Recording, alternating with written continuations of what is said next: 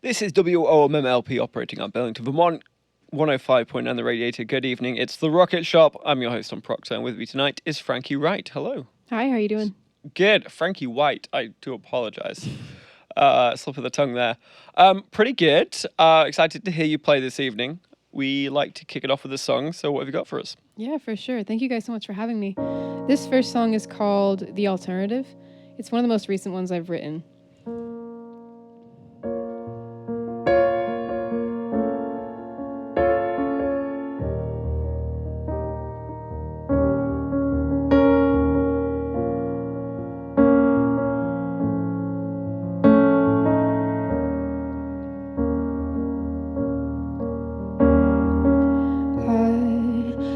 Believe you're worth anything real, 'cause I can finally control how I'm able to feel, and you kiss me like I'm the last one on earth, while I'm thinking about everything else that I'm worth. What if everything done I always do on purpose? I'm always feeling deeper than whatever's on the surface,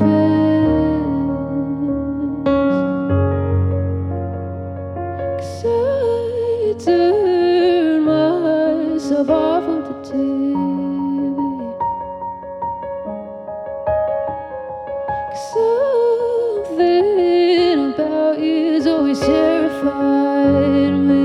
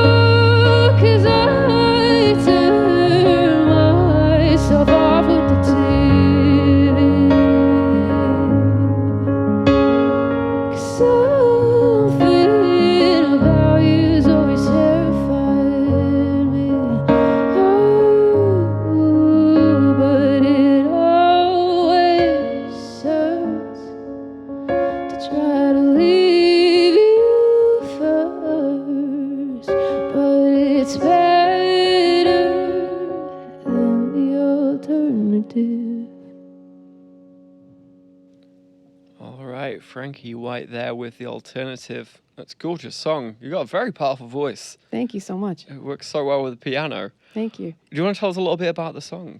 Yeah, for sure.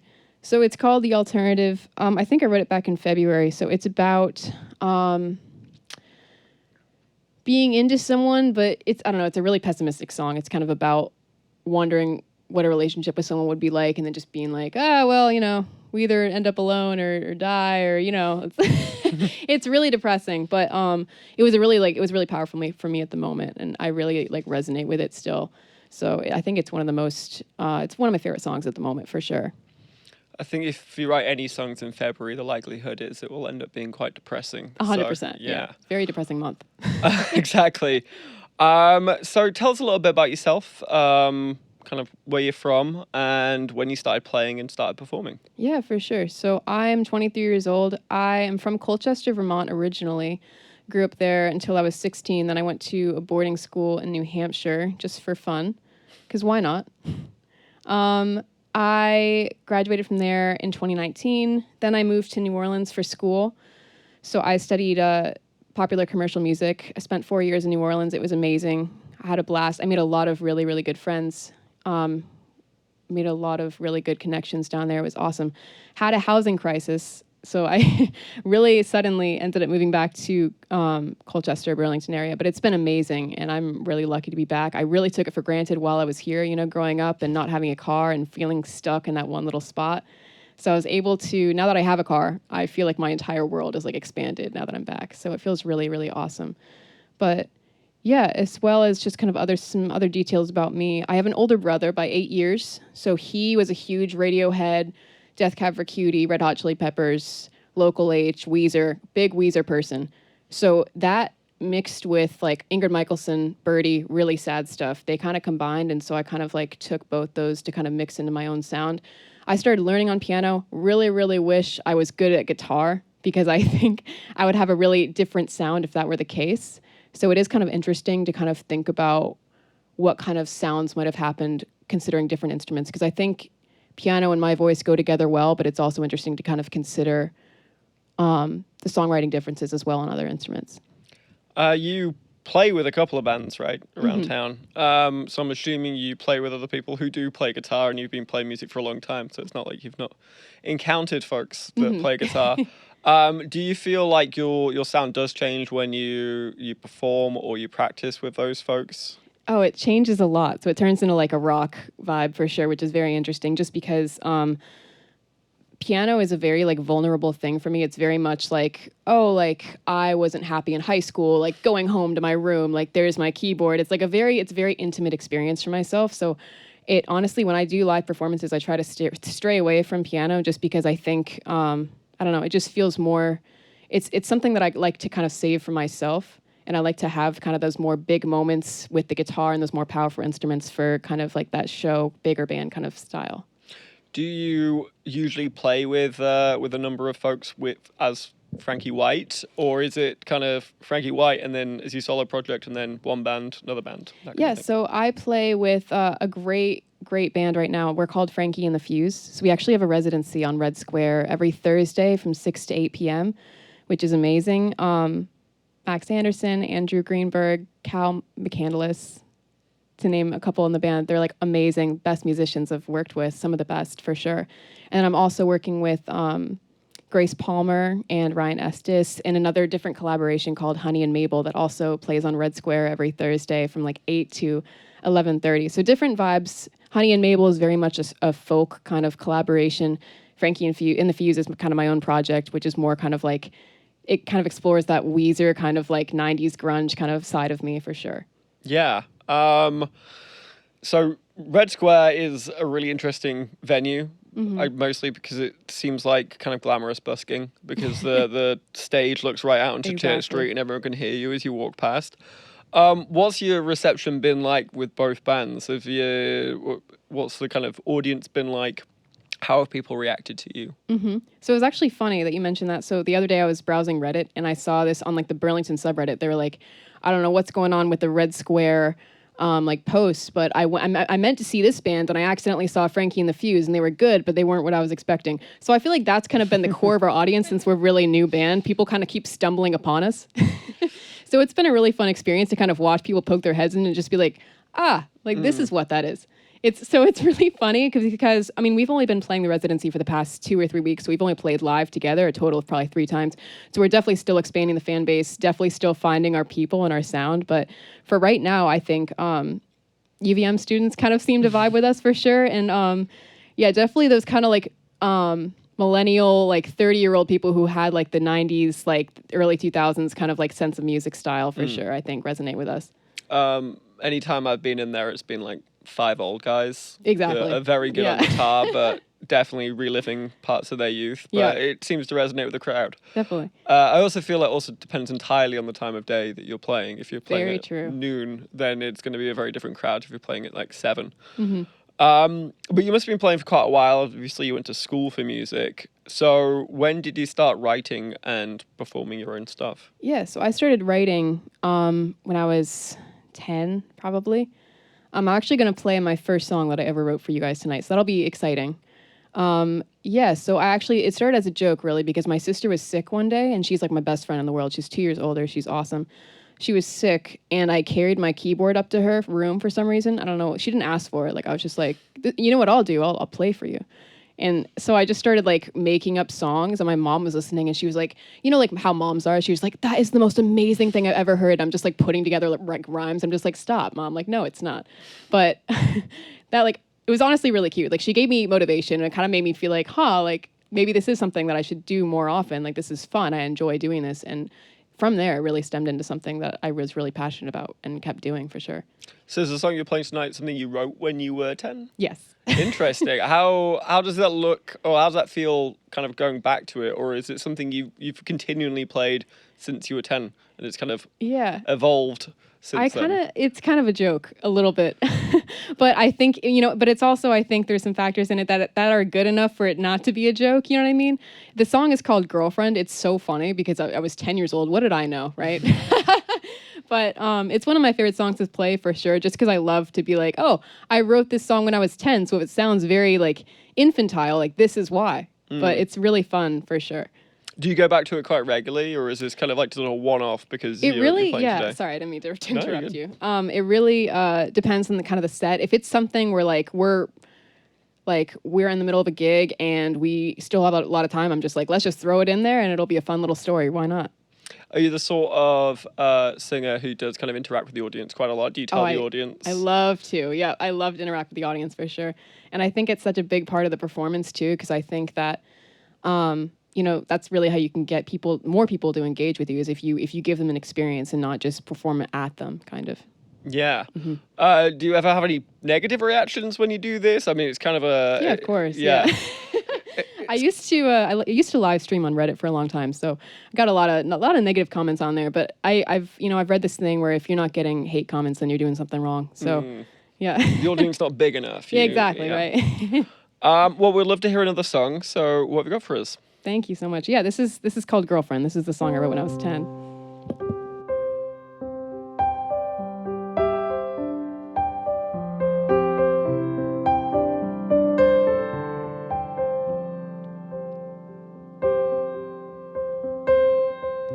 This is what I get for doing my best. A broken voice from all those useless compliments. Now everything I've been dreaming's been wasted, wasted, wasted, wasted. And you don't get why I'm jealous. It's 'cause she has you. Yes, I may be the one you hold at night, but as you do, I can tell she's still on your mind. So let me in. After all, I'm your girlfriend, girlfriend, girlfriend, girlfriend. And he's better than you in a lot of ways. He never tells me how to behave. Might not occur to you, but I hate it when you tell me what to do.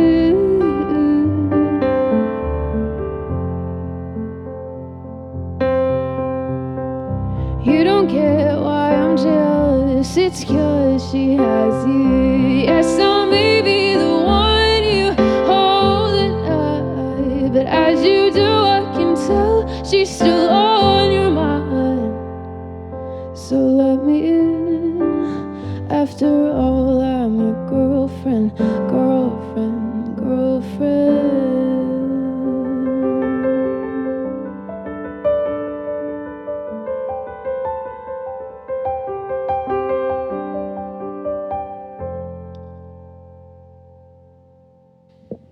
All right, Girlfriend there by Frankie White. It's pretty sophisticated for a 10-year-old. Yeah. So I was going through things at 10 years old. I don't know what I was feeling. I was probably reading a lot of books at the time. Yeah, I was going to say, I mean, you must have drawn on some kind of influence. There had to be something else because, I mean, I was not experiencing any of that. So, as you said, you kind of went down to New Orleans after you finished high school to do music. And as correct me if I'm wrong, it was creating music for like commercial. Yeah, so it's specifically like popular. It's called popular commercial music. So the whole thing, it's a really really cool major. Actually, it's a pretty new one where it's songwriting classes mixed with business. So it's really just for the independent musician. Really, it's amazing. Yeah, it's awesome. How did that influence your music? Do you now write in a style or that maybe it's catchier or with better hooks or whatnot because of that? Has it kind of changed the direction of the kind of music that you now make? Yeah, so I would say it maybe didn't change the direction, but it's helped me a lot in terms of writing choruses. Used to be horrible at writing choruses because the catchiest parts I feel like of my music originally were always the verses, and then the choruses would come and I'd just be like, like I don't know. I don't know what I would put down. It was like, felt very unnatural to me. And then after taking a couple classes, they were just like, oh, like, you know, the chorus should be a hook. It shouldn't just be some random blob that, you know, people just pass by. The verse should not be the catchiest part of your song. And I was like, like, there you go. That really stuck with me. And that definitely changed the course of how I wrote some of my songs. And I think helped me produce some of my best material for sure. Yeah. And I mean, obviously New Orleans as well, incredibly well-known city for all sorts of music. Mm-hmm. Outside of class, what were the musical scenes you were drawn to and how's that affected you? Yeah. So before moving to New Orleans, I was never a jazz gal. I did like a jazz summer camp once, and I don't know why, because like I'm very shy when it comes to like improv. And so, I mean, me at like age 12 and like a Flynn Arts like jazz camp, like the whole thing was like, ugh, like cringe. But when I went to New Orleans, I really discovered kind of how there's just more to jazz than like, you know, the stuff that you hear really. It's like a whole immersive experience. It's insane.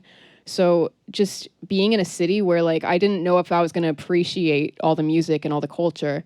And then, I don't know, walking down Frenchman Street and every single door that you see is just like a mirage of music. Like there's just new sounds coming from every direction and every single thing is pulling you in. It's like the most magical experience ever. So that was amazing. And I don't know if I don't really like jazz chords that much in my own music, so I don't know if it altered my playing like specifically, but it definitely opened my mind to new kind of styles that I like and definitely take inspiration from. But yeah, I love New Orleans and definitely love the culture and the music. I grew to love it for sure. It was amazing. Did you play a lot down there? Did you have any bands or were you playing solo? Yeah, so I was in a band with, I was in a couple. I was in 3 different bands. So there's 2 artists. There's one named Lila DePaul. She's a phenomenal singer-songwriter. She's one of my best friends. We're planning on doing a show together in New York City in a few months. You guys should look her up. Lila DePaul. It's DIPAUL. I was in her band for a long time. We did a couple tours around like the South states, Alabama, Atlanta, South Carolina. That was an amazing experience. We were all really, really good friends of the bands. Saying goodbye to them was really, really hard because we got to be quite close. We were all really, really good friends. The other band I was in, it was under the name Mia Day, who's gotten really popular as well. She's also a phenomenal singer-songwriter. Yeah, so those were kind of a couple names where the bands were just amazing, really, really amazing experiences. And then I started my own project kind of late, around like probably 2 years before I left New Orleans. So I definitely played around a good amount. There's a lot of connections to be had, but I definitely didn't try as hard as I'm trying now.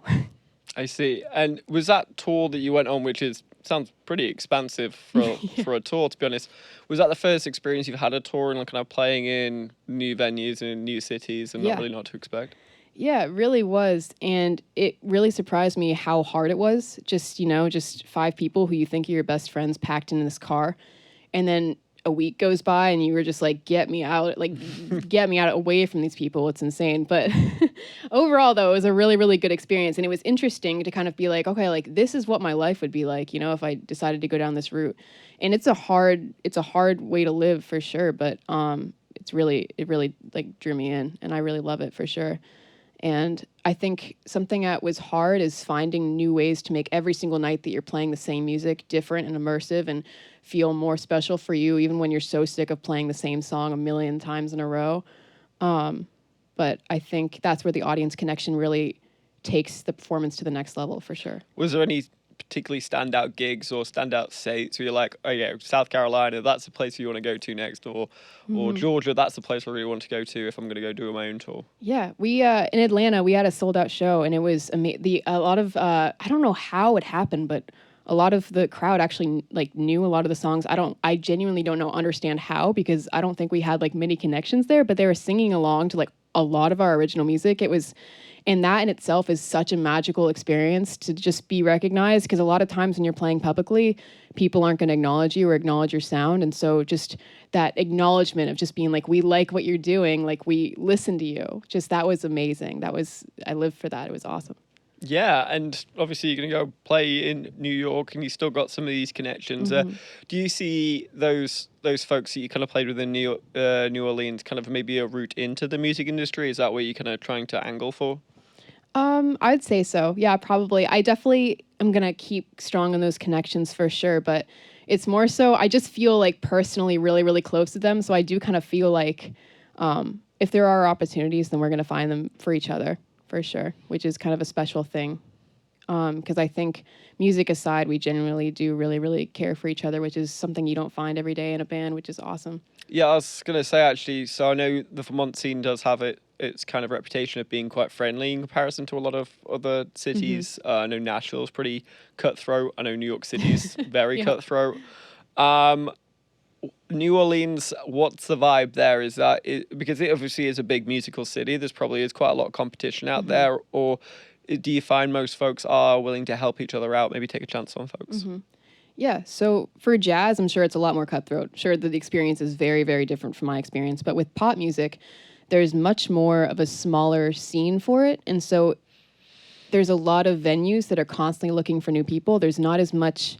Maybe it's not even that there's not as much competition. It's just everyone is so, like, constantly just being like, oh, like, I booked this gig last week. You sound amazing. Here's the phone number. Like, just constantly throwing stuff towards other people who they believe deserve to be heard. So I think it was amazing, the non-competitiveness. Like, honestly, just the opportunities that would come my way just because of just the kindness of other people. And once you're thrown in, then you can start to do the same thing for other people. So maybe it was just like the post-grad kind of scene, but it was just a really amazing community that Uptown New Orleans to be a part of, for sure. With other people in your program, did you find a lot of them kind of came out of it, and rather than going into maybe creating music commercially, did they kind of go the route of having their own bands? And has anyone kind of come out of that program that you're in, that you know of? I mean, did anyone kind of get successful or big or anything? Yeah, for sure. So Mia Day is gotten pretty has a name. Oh, actually there's a girl not from the school that I went to, but the school next door. Her name's Grace Gardner. Her TikTok blew up, of course. So she went on tour with I think it's like Tiny Small Things or something. Do you guys know what I'm talking about? Yes. Yep. So she went on tour with them. She got really big because of TikTok, as one does in this day and age, which is incredible. So she's one of my really good friends as well. So yeah, a lot of cool people have come out of that school and that area for sure. That's amazing. Yeah. Well, we would love to hear another song. So what have you got? Awesome. Thank you so much. This next one is called No In Between.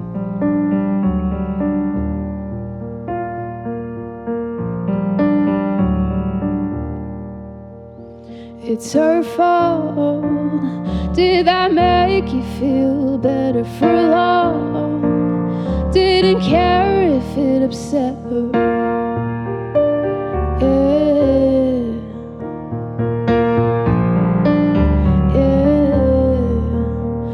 drink's gone. He screams you should get sober for what? 'Cause I fight back when I'm under.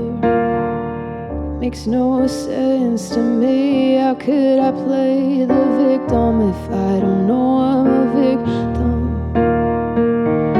Makes no sense to me. You're just a symptom of a fucked system. I feel forced to be a pushover. I feel forced to be walked over. But I'll break your brains and I'll sleep on the real beds. Ain't no in between with me.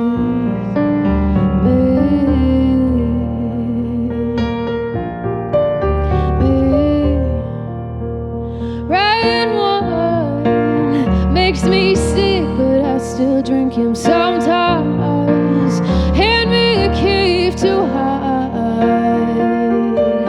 in, and I won't take your advice, but you can tell it to me.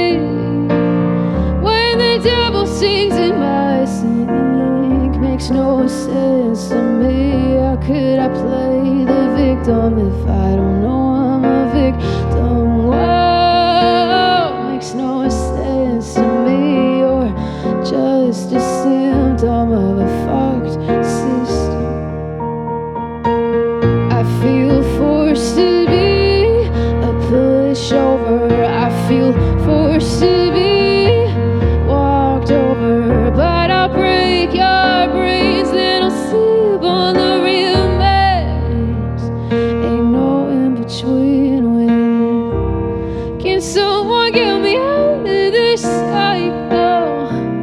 I'm hurting other people more than myself, and therapy makes me crazy more than it helps. I feel forced to be. I feel forced to be. I feel forced to be. I feel forced to be.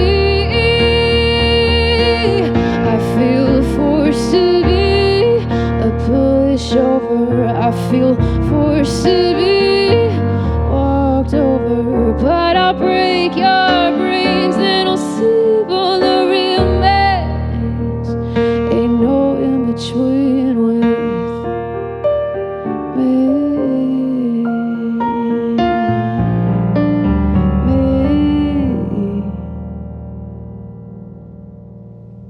All right, No In Between there by Frankie White. So I've noticed, and after listening to some of your music on Spotify as well, you sing about quite a lot of vulnerable moments in your life. College Dropout, for instance, I'm sure is talking about something that's obviously quite personal to you.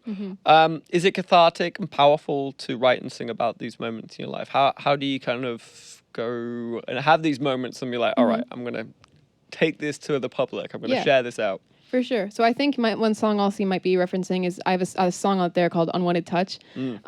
Obviously by the title, guessing you can know what that one's about. Actually, I've wanted to remove that one for kind of some time, but I also played that on Reddit and that one got the most traction. So I'm just like, if I can make any sort of money on that, then for sure, I'll do what I can, you know? I don't really like that kind of vibe to be the full story anymore. That was kind of an era of my life where some stuff happened and I was like, you know what? I really, really want to share this. I really want to talk about it. I really want to connect with other people about it. And now I'm in an era where I'm just like, you know what? I don't really feel the need to do that as much. But I think, so I'm not going to play those songs live ever, probably. Kind of like those deeper ones that are kind of about really like touchy subjects for sure. So those ones probably won't see the light of day in terms of a live show for some time. But I'll definitely leave them there if I can make some monetary value off them, for sure. This song, No In Between, this is about kind of my journey with kind of sober curiosity. Just, I had some roommates who were just drinking all the time, and they were just like, we were all drinking all the time, and just, I'm sure, like, if anyone, I mean, everyone here is like a college student, right? Like, I'm sure you guys like have that kind of feeling of just like, oh, like everyone's drunk, like there's so much going on, like no one knows what's happening. That's kind of what the song's about. Yeah, and just kind of finding that journey, that balance, and to kind of being like, all right, you know what, maybe this isn't the healthiest way to be living life. Maybe this isn't the happiest I could be. So that's what that song's about specifically, for sure, as well. Does it? Do you ever get nervous about singing some of these songs in public? And obviously, you got a few on you, kind of like, I'm not singing these in public, Yeah. at least for a few years yet. And there's a bit more distance between yourself and the event itself that you were singing about. But even stuff like No In Between. And then I honestly, like, even playing Girlfriend is some vulnerability there because, you know, 10 years, you're 10 years old when you wrote that. Yeah, exactly. So how does it feel to kind of tell stories that often we get artists on here that kind of their songs are very much up for interpretation, whereas yours are quite literal. Yeah. How does it feel about laying out those stories in front of people? I've been doing it for so long that it kind of feels normal at this point, but also I do get kind of frustrated sometimes because some people are so good at just painting other people's stories, like stuff that they have no idea how they could. But for me, it's like I journal and then I songwrite, and it's just, I haven't done a lot of trying to capture other people's stories. What I know is kind of from my own experiences, and it's very literal, and it's very kind of, I don't know, a lot of my songs are kind of like intense, and they're very, you know, it is what it's about. And, you know, sometimes it is hard just because it's people reading my journal, essentially. So I definitely do struggle with it for sometimes. It definitely depends on the crowd and who I'm playing with. I don't know if I'd want to be playing some of these songs like with the roommates, for example. But for the most part, though, I'm pretty comfortable playing them. But I would for sure like to expand my abilities in terms of capturing other people's stories and really kind of creating my own stories and kind of portraying different things that I haven't experienced personally. Yeah. And let's talk a little bit about your EP. So Short Fuse, which is imagine where the title of your band comes from as well, is that. So that came out last year. Take us through a little bit the process of getting that record created, because you had a few singles before that. What made you decide, all right, I'm gonna stick down an EP? Well, I was recording a bunch of stuff for class, and the EP was kind of formed based off that. And for some reason, I decided not to get anything mastered. I did the entire thing myself. And so I actually just re-recorded the entire EP. I'm going to re-release it as a full album, which is exciting. I'm not totally proud of it, to be honest. It was some work. I was talking to my dad about it. My dad has this very strong opinion. He's like, if you make anything, you should just put it out, because if people are like, people might listen to it, people might make money off it. In the meantime, while you're creating something else, it's good to just have something under the profile that people can listen to, even if it's not your greatest work. And I do kind of embody that, and I think it's very true. And I think part of what's hard about being an artist is finding that balance between getting it good and getting it out. So I think having something just under my name, I'm satisfied with that in itself. So are you saying that the EP itself is something you're not a massive fan of, and so you're creating this album? Yeah. So, pretty much, yeah. So this album's going to be full length. It's going to be like 10, 11 songs. And so you've already got the repertoire for that. You've already got all these songs written? Yes, they're all recorded already, and I'm just waiting they're currently in the process of being mixed and mastered. I have a music video coming out in the next couple months too. So I'm re-releasing this album. I don't think it's going to be called Short Fuse anymore, but is it okay if I talk a little bit about why the album was, why I named it Short Fuse? Yeah. Yeah, for sure. So I have really, really bad ADHD. So kind of hence the name Short Fuse. There's been a lot of instances, especially just in college, you know, with just a lot of partying and just a lot of, it's New Orleans, for God's sake. So you know what that's like. Yeah, you know, just kind of having this kind of like ADHD. There's just like this sort of like, you know, anger that kind of goes off if I drink a whole bunch, which isn't good, and it's not healthy. But that's what went into naming the album for sure, and that's also why I kind of took a step back from drinking as well. But it's really just kind of exploring that kind of like deeper side of me for sure, because I think listening to just the music firsthand, I don't think you would really think that I'm a very angry person or have kind of like those inner, like a lot of those inner deep feelings, but I do for sure. And so it's really fun to kind of and interesting to kind of like have those kind of play out in my music and kind of talk about those experiences in my music as well. Do you use music as somewhat therapy, because it is quite melodic, it's slow, it's very soulful? Does that kind of calm you down? Yeah. I mean, I did notice there was a lyric in another one of the songs I think it was No In Between, where you mentioned like therapy just makes you feel crazier. Is this your alternative way of kind of dealing with that? I would say so. Sometimes, I mean, I overthink myself to death for sure.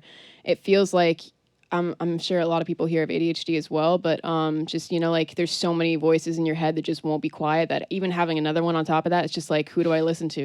It's crazy. So this and running for sure. I'm actually a little, I'm not embarrassed per se, but I wasn't really planning to do like a whole photo shoot and everything. I just came from like an 8-mile run before this, which is funny.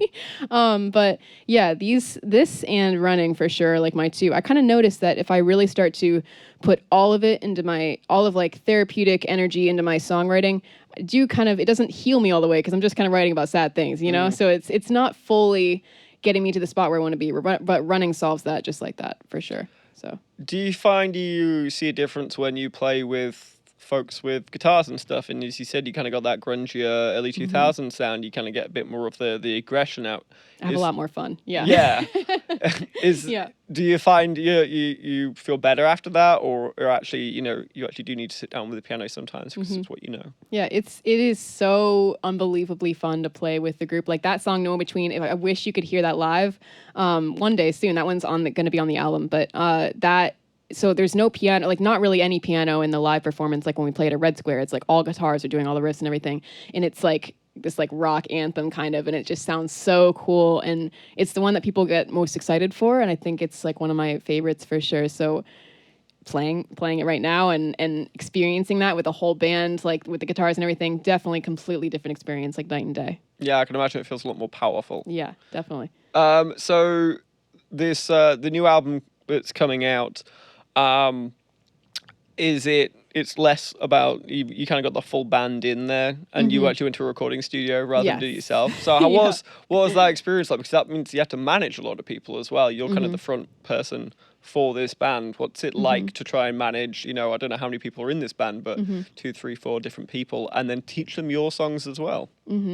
Yeah, so I think I'd probably been with these same band members for the past couple years. So most of them did pretty much already know my music, but it was kind of learning how to do that was a rough jumping out point for sure. And I definitely still struggle with it just because ADHD plays out a lot. And so sometimes when I hear something that I don't like, I just get aggressive, because if I don't immediately say what I'm thinking, I'm going to lose it. Or sometimes it'll just pop out. And sometimes I sound mean for sure. And I'm still trying to like work to filter out how to say everything that I want in a calm and like respectful way. Because I mean, I'm so lucky to have people who like and respect me enough and respect my music enough to actually be playing and be a part of the process, that I think it's so important to be a good band leader in that mix. So it's a work in progress for sure. But something that also I struggled with was just translating what's in this like messed up brain up here, like in terms of just scrambled up, and trying to pinpoint like, okay, let's go here. No, let's go here. And kind of figuring out that process in terms of like, okay, let's work through this first, one step at a time. If it's not perfect, we don't need to stop in the middle and start from scratch. It's okay to keep going and then point out stuff along the way. So it's also been kind of helping me manage just kind of just general ADHD stuff and figuring out how to communicate my emotions and communicate my feelings more as well. So it's been a learning process, but it's been an amazing process for sure. Yeah, it sounds like it's been really beneficial, and it's almost even better that a lot of the songs come from the first EP, so you've managed to kind of do it again, but in a way that you feel it's maybe a little bit, you can take more pride in it. What's the plan for kind of getting it out there? Have you got like a tour, or are you gonna have a release party, anything like that? Yeah, I'm planning a release party at the moment. So since the EP, the album, I haven't named it yet actually, and since it's still in the kind of the works of mixing, mastering, I still have to do a couple more vocal takes. Still not totally sure as far as release date, kind of the entire plan for that, but there's gonna be one for sure. I just have to kind of sit down and nail it all out. But I definitely would love to do kind of like a little, maybe like a mini tour around Vermont or New Hampshire or something like that. Definitely a release party though, for sure. I'm really excited about it. Have you started writing for the second album? Is that now on your mind? Are you kind of gathering songs? And if so, have you seen a change in what you're writing about or the style? Yeah. So I've definitely started writing for the second album. I've written like 7 songs that I love, and all of them are not finished.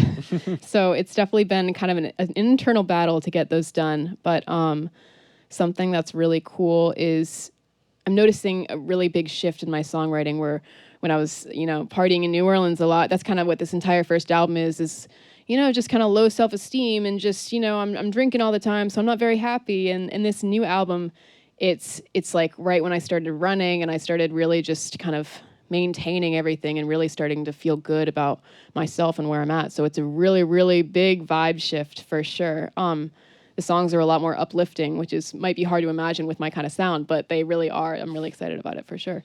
Yeah, excited to hear this album when it comes out. Thank you. The clock's ticking on getting a name because it sounds like it's coming out imminently. But once you do have it, please give it to Bob and we'll stick it on the radio. Awesome. Thank you, guys.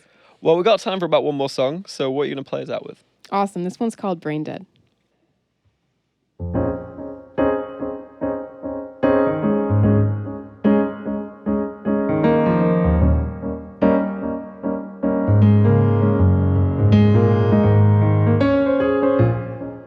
Expose me as the monster I am.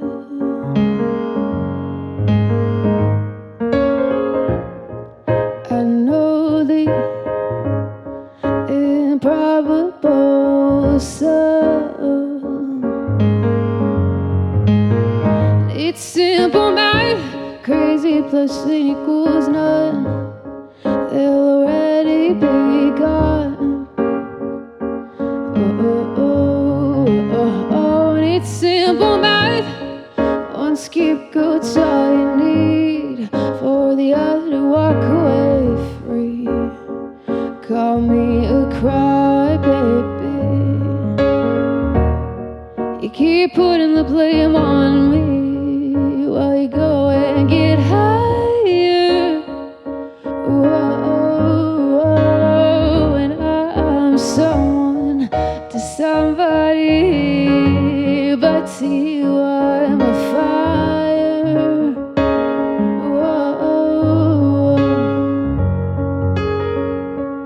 Ooh, I made it clear.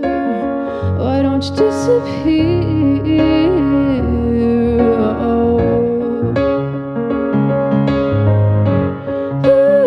But you won't give up. Haven't we heard enough? Can't we just be done? But I remember her yellow skirt, which you said didn't hurt. I should have thrown it harder, harder. I remember he asked to be alone while I was sick. Well, you must have feel pretty quick. You weren't like this in September. And it's simple math. When one pushes, the other pulls back till you both slip through the cracks. And it's simple math. One scapegoat's all you need for the other to walk away free. Call me a crybaby. Ooh, I made it clear. Why don't you disappear?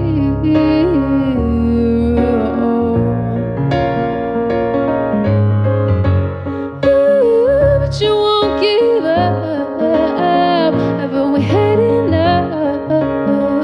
Can't we just be done?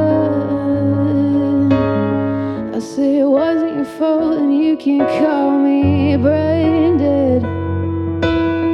I say it wasn't your fault and you can call me brain dead. I say it wasn't your fault and you can call. I made it clear. Why don't you disappear?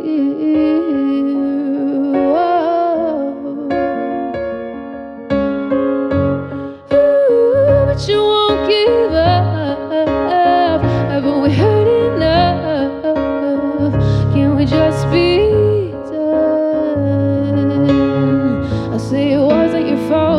can call me brain dead. I say it wasn't your fault and you can call me brain dead. I say it wasn't your fault and you can call. All right, Frankie White playing us out with Brain Dead. Frankie, before I let you go, how do people listen to you? How do people find you? Yeah, thank you guys so much for having me. I really appreciate it. This is such an amazing community and space, and I'm so happy this exists. Thank you guys. Yeah, so my name's Frankie White. You can follow me on Instagram at Frankie White Music. So it's Frank IE, that's important, Frankie White. And on Spotify and on Apple Music, I'm just Frankie White, Frank IE White. Thank you guys so much for having me. I really appreciate it. Oh, thank you so much for coming in.